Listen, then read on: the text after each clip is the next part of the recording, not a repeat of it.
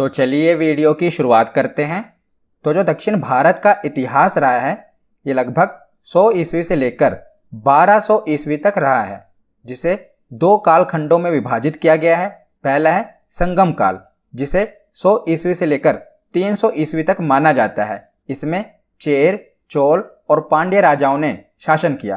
तो 100 ईस्वी से लेकर 300 ईस्वी तक जिसे कहा गया संगम काल, इसी के बारे में आज हम पढ़ेंगे। इसे अगली वीडियो में हम 500 ईस्वी से लेकर 1200 ईस्वी में जो दक्षिण भारत के अन्य राजाओं ने शासन किया, जिसमें पल्लव, राष्ट्रकूट, चालुक्य और चोल राजाओं ने शासन किया।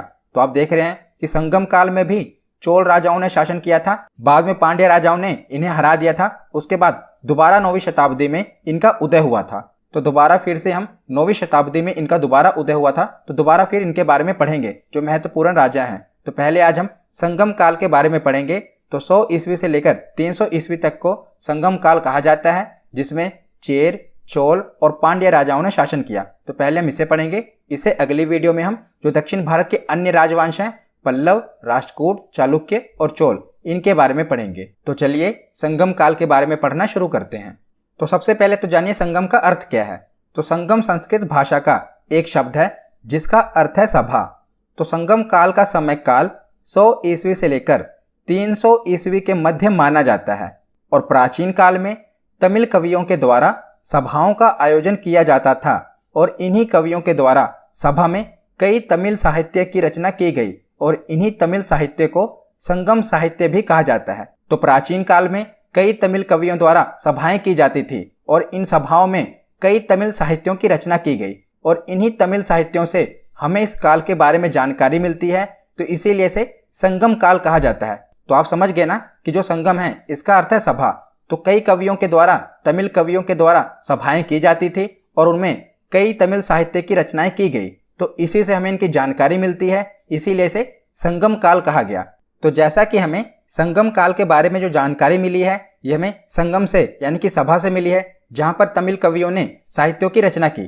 तो 3 संगमों का वर्णन हमें मिलता है जिसे पांड्य राजाओं द्वारा करवाया गया था। तो जैसे कि बौद्ध संगीतियां कराई गई थी, जैन संगीतियां कराई गई थी। हमने पढ़ा है ना, बौद्ध धर्म में बौद्ध संगीतियां कराई गई, जैन धर्म में जैन संगीतियां कराई गई। इसी प्रकार 3 संगमों का वर्णन मिलता है जिसे पांड्य राजाओं के द्वारा करवाया गया था। तो प्रथम संगम मदुरा, जिसे मदुरई कहते हैं, इसके अध्यक्ष कौन थे? तो ऋषि अगस्त्यार, जिसे अगस्त्य ऋषि भी कहते हैं। तो ये तीनों याद रखिएगा कि प्रथम संगम कहां पर हुआ था? मदुरा यानी कि मदुरई में, जिसके अध्यक्ष रहे थे ऋषि अगस्त्यार, जिसे अगस्त्य ऋषि कहते हैं। दूसरा संगम कपाटपुरम, जिसे अलेवे कहते हैं, वहां पर हुआ था, जिसके अध्यक्ष थे तोल्कापियार। तो पहले इस संगम की शुरुआत अगस्त्य ऋषि ने की थी, पर बाद में तोल्कापियार इसके अध्यक्ष बन गए थे, दूसरे संगम के अध्यक्ष। और तीसरा संगम यह भी मदुरई में हुआ था, मदुरा में हुआ था, और इसके अध्यक्ष थे नकीरार। तो 3 संगम हुए थे संगम काल में, 3 संगम हुए थे, जो कि मदुरा, कपाटपुरम और तीसरा भी मदुरा में हुआ था। और पहले के अध्यक्ष थे अगस्त्य ऋषि, दूसरे के अध्यक्ष पहले अगस्त्य ऋषि को बनाया गया था, पर बाद में तोल्कापियार अध्यक्ष बन गए थे, और तीसरे संगम के अध्यक्ष थे नकीरार। तो तीनों ही अध्यक्ष याद रखिएगा, और स्थल भी आपको पता चल ही गया, पहला मदुरई है, दूसरा कपाटपुरम है और तीसरा भी मदुरई है। उसके बाद आगे देखते हैं। तो संगम युग के दौरान दक्षिण भारत पर 3 राजवंशों, चेरों, चोलों और पांड्यों का शासन था। इन राज्यों के बारे में जानकारी संगम काल के साहित्यिक संदर्भों से प्राप्त की जा सकती है। तो जैसा कि आप देख रहे हैं, यह है कृष्णा नदी और इसके ही नीचे तीनों राज्यों का शासन था। यह चेर, यह चोल और यह पांड्य। इन तीनों राजवंशों का शासन था, यह कृष्णा नदी के नीचे था। तो कृष्णा नदी के दक्षिण में स्थित थे तीनों ही राज्य, चेर, चोल और पांड्य। इनके प्रतीक चिन्ह पूछे जाते हैं। तो जैसे कि इनका जो झंडा था उस पर जो प्रतीक चिन्ह बना हुआ था ना, वो एग्जाम में बहुत बार पूछा गया है। तो चेर राजाओं का प्रतीक चिन्ह था धनुष, याद रखिएगा। चोल राजाओं का प्रतीक चिन्ह था बाघ और पांड्य राजाओं का प्रतीक चिन्ह था मछली। तो मछली तो आप ऐसे भी याद कर सकते हैं, पांड्य को आप पांडव से रिलेट करेंगे। और अर्जुन ने जब द्रौपदी से शादी होने वाली थी तो मछली की आंख पर निशाना लगाया था ना, आपने देखा होगा महाभारत में। तो पांड्य मछली तो आप रिलेट कर ही लेंगे। तो चेर, चोल और पांड्य, चेर का प्रतीक चिन्ह था धनुष, चोल का प्रतीक चिन्ह था बाघ और पांड्य का प्रतीक चिन्ह था मछली। ये कई बार एग्जाम में पूछे गए हैं, याद रखिएगा। तो सबसे पहले देखते हैं चेर राज्य यानी कि चेर वंश। ये आप देख रहे हैं जो आज का केरल है, पहले वहीं पर चेर वंश का शासन था। तो संगम काल के वंशों में सबसे प्राचीन चेर था। चेर का अर्थ होता है पर्वतीय देश और केरल का ही प्राचीन नाम चेर था। तो आप देख ही रहे हैं जो आज का वर्तमान केरल है, पहले यहाँ पर चेर राजाओं का शासन था, तो केरल का प्राचीन नाम चेर ही था। और चेरों ने अपनी राजधानी वंजी अथवा करूर को बनाया हुआ था। तो आपसे पूछा जा सकता है कि चेरों की राजधानी कौन थी, तो वंजी अथवा करूर। और धनुष इनका प्रतीक चिन्ह था। तो जैसा कि मैंने आपको पीछे बताया कि इनका प्रतीक चिन्ह कौन सा था, धनुष। और इतिहास में चेर कवियों ने शेन गुट्टवन, जिसे लाल चेर के नाम से भी जाना जाता है, उसे सबसे महान चेर राजा बताया था। तो देखिए, वैसे तो बहुत चेर शासक हुए, पर आपको परीक्षा की दृष्टि से याद रखना है ना, जो कि आपसे परीक्षा में पूछा जाता है। तो सबसे इंपॉर्टेंट है शेन गुट्टवन, जिसे लाल चेर के नाम से जाना जाता है। तो एग्जाम में आपसे यही पूछा गया है कि किस चेर शासक को लाल चेर के नाम से जाना जाता है, तो उसका नाम है शेन गुट्टवन, याद रखिएगा। और शेन गुट्टवन ने ही कनगी पूजा यानी कि पत्नी पूजा की शुरुआत की थी, जिसे हम लाल चेर के नाम से जानते हैं ना, शेन गुट्टवन, इसी ने पत्नी पूजा, जिसे कनगी पूजा कहा जाता है, इसकी शुरुआत की थी। तो एग्जाम में यह पूछा गया है कि कनगी पूजा की शुरुआत किस चेर शासक ने की थी, तो इसका नाम है शेर गुट्टवन, जिसे लाल चेर भी कहा जाता है। और चेर वंश का एक और प्रसिद्ध राजा हुआ था जिसका नाम था आदिगेमान। तो चेर वंश से आपको दो ही राजाओं के नाम याद रखने हैं। एक है शेन गुट्टवन, जिसे लाल चेर कहा जाता है, इसने कनगी पूजा की शुरुआत की थी। और दूसरा चेर वंश का प्रमुख राजा है जिसका नाम है आदिगेमान। तो इस आदिगेमान ने दक्षिण भारत में गन्ने की खेती की शुरुआत की थी, इसीलिए इसका नाम इंपॉर्टेंट है। क्या नाम है? आदिगेमान। तो चेर वंश से आपको दो राजा याद रखने हैं, पहला शेन गुट्टवन जिसने कनगी पूजा की शुरुआत की, और दूसरा है आदिगेमान जिसने दक्षिण भारत में गन्ने की खेती की शुरुआत की थी। और इनका प्रतीक चिन्ह क्या है? धनुष बाण है। और इनकी राजधानी कहां पर थी? वंजी अथवा करूर। तो चेर वंश के बाद देखते हैं चोल वंश। तो दक्षिण भारत के इतिहास में चोल वंश बहुत ही प्रसिद्ध था। और चोल वंश का इतिहास 3री शताब्दी में देखने को मिलता है। बाद में पांड्यों की शक्ति के कारण इनका पतन हो गया था। तो पांड्यों ने इनको हराकर अपना मंत्री या सामंत बना लिया था, पर बाद में फिर से 9वीं शताब्दी में इनका दोबारा उदय हुआ। मैंने आपको बताया ना कि इनका दोबारा उदय हुआ था। और जो प्रसिद्ध चोल राजा थे, जो महत्वपूर्ण चोल राजा थे, वो हमें अगली बार जब 9वीं शताब्दी में इनका उदय हुआ था, तो वहां पर हमें बहुत ही प्रसिद्ध चोल राजा देखने को मिलेंगे। यहाँ पर भी दो प्रमुख चोल राजा हैं, उनके बारे में हम पढ़ेंगे। तो चोल वंश का इतिहास 3री शताब्दी में देखने को मिला है और पांड्यों की शक्ति के कारण इनका पतन हो गया और 9वीं शताब्दी में इनका फिर से उदय हुआ। यह आप देख रहे हैं, यहाँ पर चोल राजाओं का शासन था। तो चोल वंश के बारे में जो प्रथम जानकारी मिली है, ये पाणिनि की रचना अष्टाध्यायी से मिली है। तो पाणिनि की रचना है ना अष्टाध्यायी, तो इसी से हमें चोल वंश के बारे में जानकारी मिली है। तो चोलों ने मंतूर, उरैयूर और तंजावुर को, बाद में इन्होंने अपनी राजधानी तंजावुर को बना लिया था। पहले इनकी राजधानी मंतूर थी, फिर इन्होंने उरैयूर को बनाया और बाद में तंजावुर को इन्होंने अपनी राजधानी बनाया था। तो ज्यादातर जो आप देख रहे हैं तमिलनाडु का जो एरिया है ना, वहीं पर चोल वंश का शासन था। और चोलों का प्रतीक चिन्ह क्या था? तो चोलों का प्रतीक चिन्ह था बाघ। ये बहुत ही इंपॉर्टेंट है, याद रखिएगा। प्रतीक चिन्ह से कई बार एग्जाम में प्रश्न बना है। हमने पीछे पढ़ा था चेरों का प्रतीक चिन्ह क्या था? धनुष। और चोल का प्रतीक चिन्ह क्या था? तो इनका प्रतीक चिन्ह था बाघ।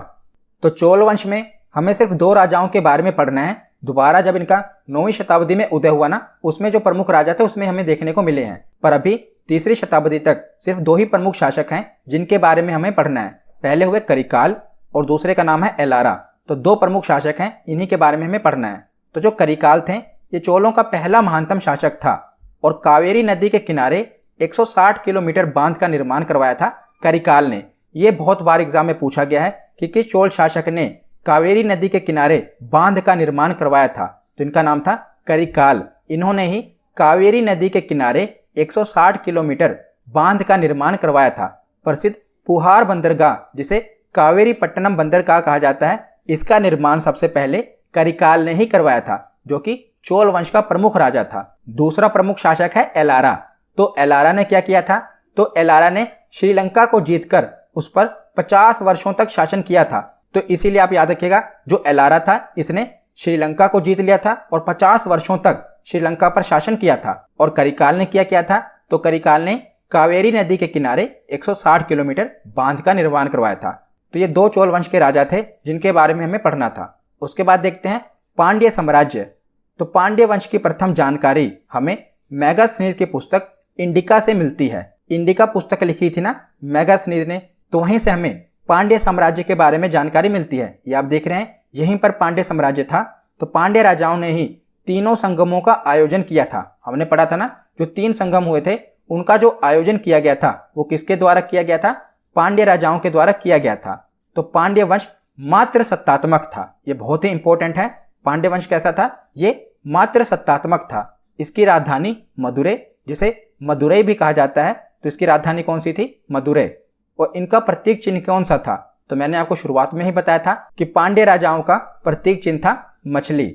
और इस वंश का सबसे प्रसिद्ध शासक एक ही हुआ है, जिसका नाम है नोडियोन। बस एक ही शासक के बारे में आपको पढ़ना है। और जितनी बार भी प्रीवियस ईयर क्वेश्चन पूछा गया है आप देखेंगे एक ही पांड्य राजा के बारे में पूछा गया है, उसका नाम है नोडियोन, क्योंकि इसने समुद्र पूजा की शुरुआत की थी। इसीलिए आपसे ये पूछा जाता है कि कौन से पांड्य राजा ने समुद्र पूजा की शुरुआत की थी, तो उसका नाम है नोडियोन।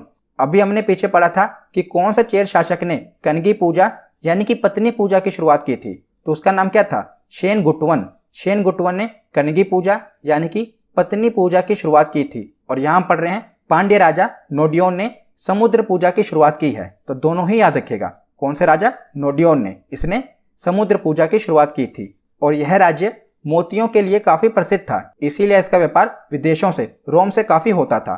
तो कौन सा राज्य मोतियों के लिए काफी प्रसिद्ध था?